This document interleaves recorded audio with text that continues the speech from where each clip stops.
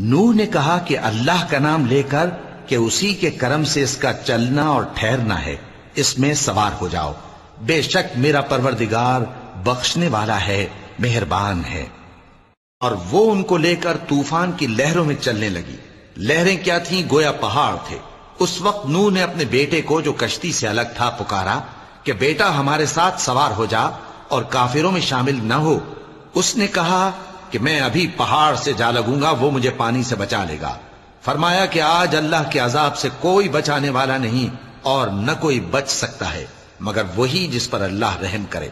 اتنے میں دونوں کے درمیان لہر حائل ہو گئی اور وہ ڈوب کر رہ گیا، اور حکم دیا گیا کہ اے زمین اپنا پانی نگل جا اور اے آسمان تھم جا، اور پانی خشک ہو گیا اور کام تمام کر دیا گیا، اور کشتی کوہ جودی پر جا ٹھہری، اور کہہ دیا گیا کہ بے انصاف لوگوں پر لعنت۔